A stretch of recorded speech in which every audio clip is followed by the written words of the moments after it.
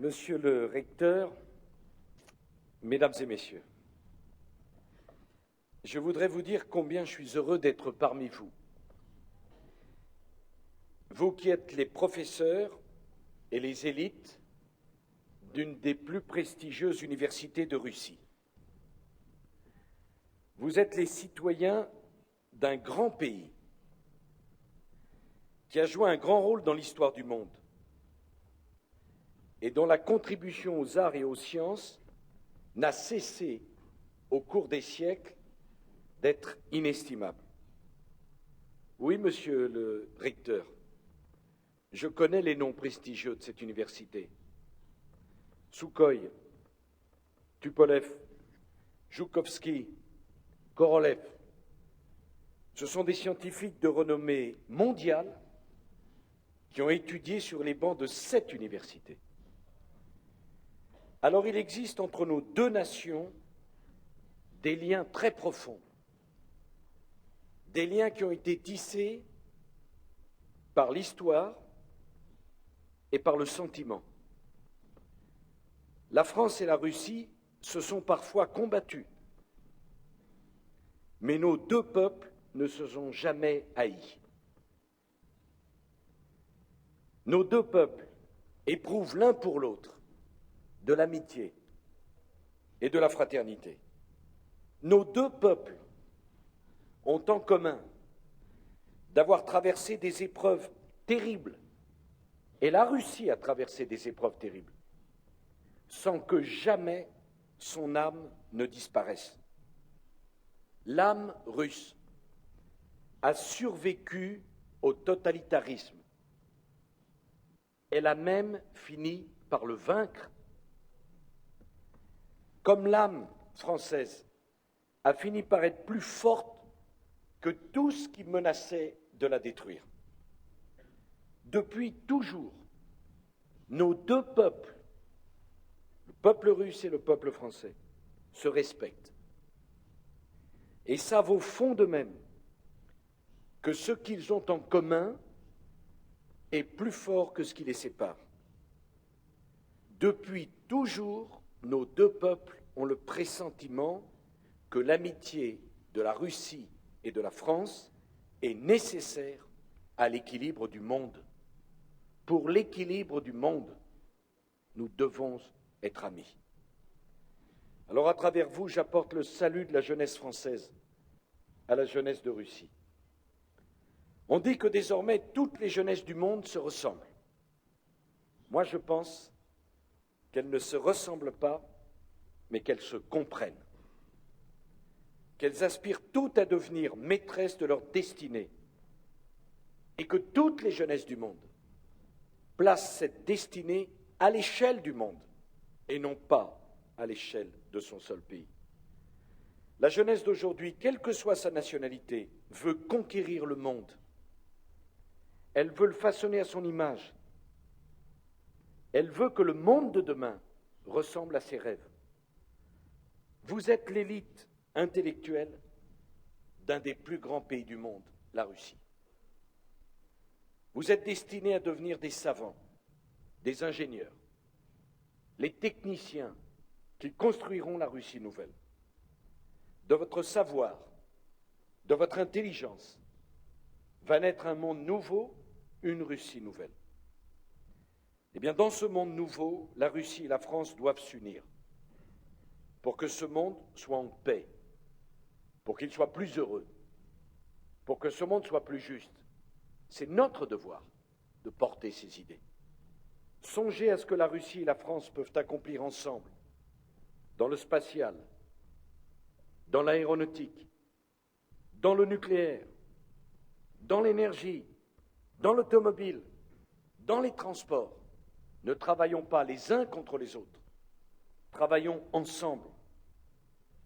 Songez à cette grande tradition mathématique qui est commune à la Russie et à la France et que nous devons faire fructifier ensemble. Songez à cette culture commune qui fait de la Russie et de la France, monsieur le recteur, deux pays d'ingénieurs à la tradition scientifique. Songez à ce que nos entreprises sont capables de faire lorsqu'elles cessent d'être rivales et lorsqu'elles deviennent partenaires. Moi, je suis fier que les tirs de fusée Soyouz partent du centre de Kourou, en Guyane française. Je suis fier que l'avion régional Superjet 100, qui vient de sortir de vos usines et dont les entreprises françaises construisent 35%, voilà ce que peut donner la coopération entre les Russes et les Français. Eh bien, je souhaite que cette coopération soit beaucoup plus forte, que nous coopérions avec nos entreprises, nos universités, nos écoles, nos laboratoires, nos chercheurs, nos étudiants. Et les étudiants russes sont les bienvenus dans nos écoles en France. Je souhaite que la jeunesse russe, qui a tant d'espoir, et la jeunesse française rêvent ensemble, et que ce rêve de nos deux jeunesses soulève le monde. Je ne veux pas d'un monde aplati. Si la jeunesse le veut, les droits de l'homme seront respectés. Les hommes et les idées circuleront librement et les frontières seront ouvertes. Si la jeunesse le veut, la solidarité entre les peuples triomphera des égoïsmes nationaux. Aimer son pays, c'est pas détester l'autre. Aimer son pays, c'est pas haïr le voisin. Aimer son pays, c'est l'ouvrir aux autres.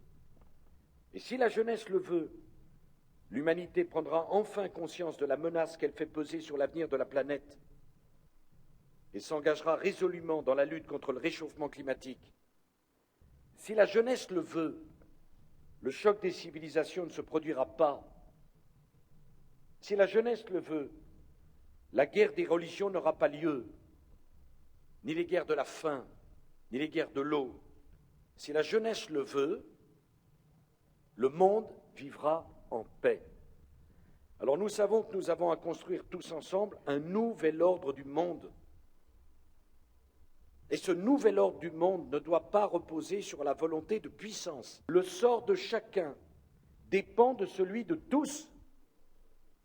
Il n'y a pas d'un côté les Russes, de l'autre les Français.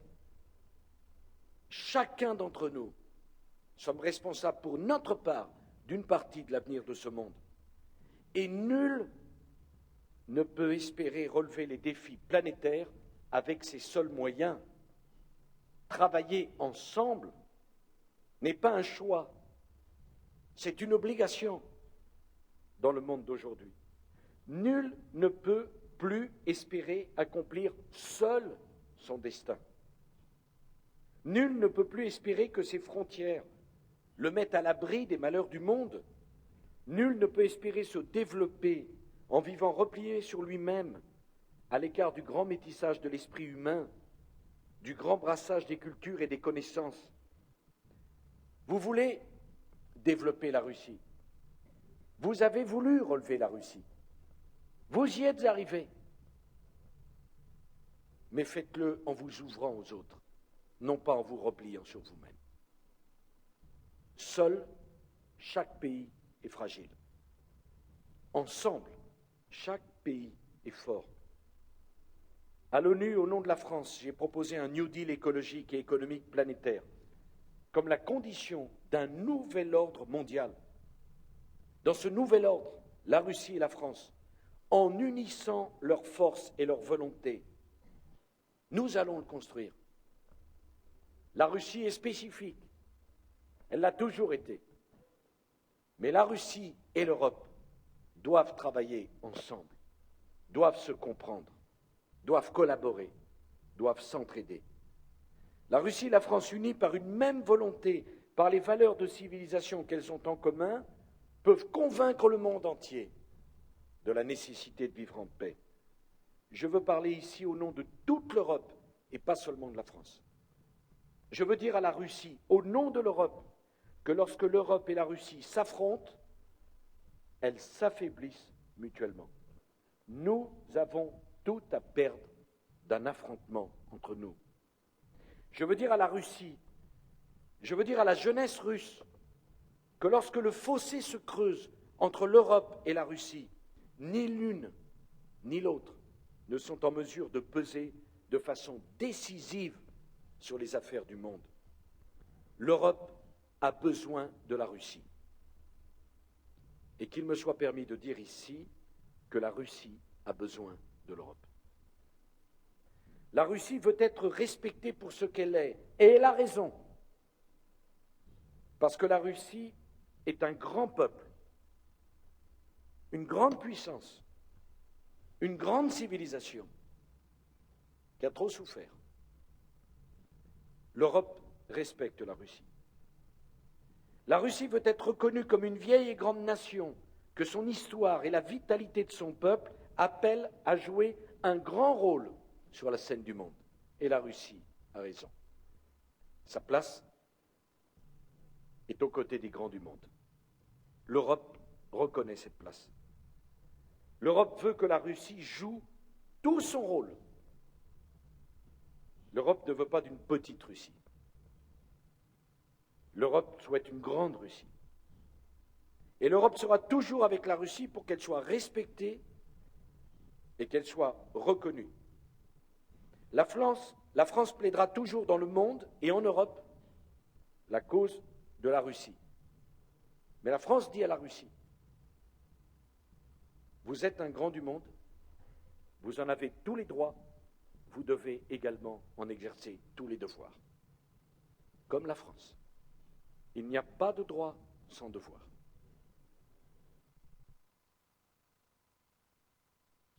Une grande nation. Vous comptez dans les affaires du monde. Mettez votre force au service de la paix dans le monde, pas au service de la division du monde. On est un grand du monde quand on est un facteur de paix. La Russie est observée partout dans le monde. Et ce que vous faites est admiré. Mais la Russie doit savoir qu'elle doit être un exemple. Que ce qu'elle fait de bien est admiré et respecté. Et quand il y a des choses qui ne vont pas, comme en France, la Russie doit aussi faire tous ses efforts pour les corriger, les choses qui ne vont pas bien. C'est par l'alliance avec l'Europe que la Russie retrouvera son statut de grande puissance internationale. La France est l'amie de la Russie. Et la Russie peut compter sur cette amitié. Mais je suis venu vous dire qu'entre amis, on doit se parler. On ne doit pas évacuer les problèmes.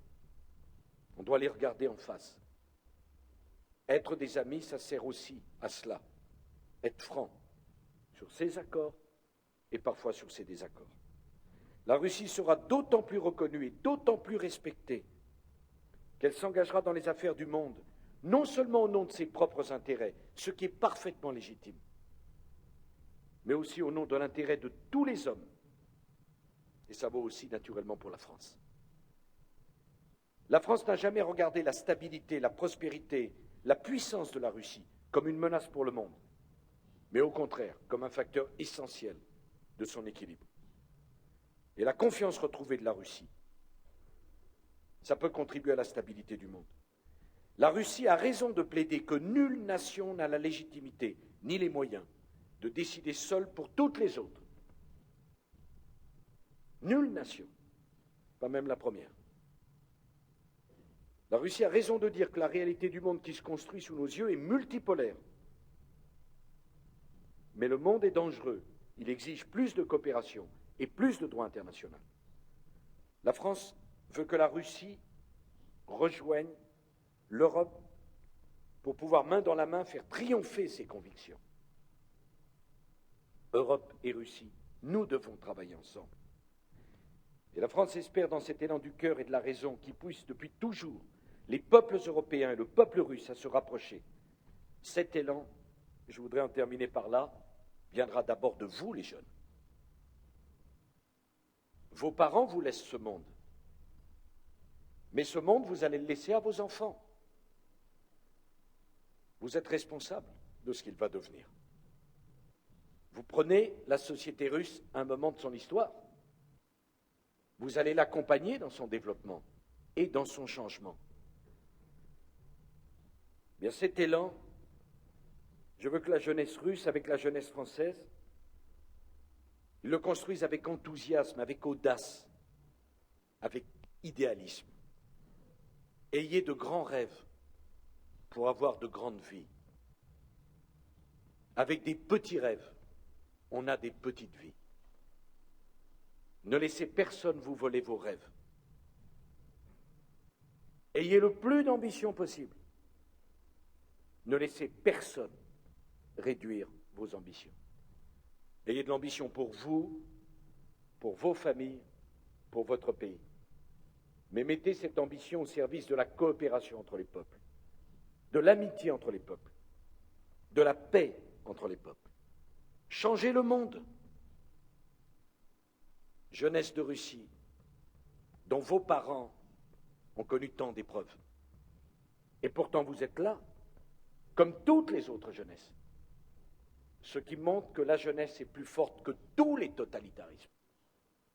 On n'a pas atteint l'âme russe, parce que la jeunesse russe est là.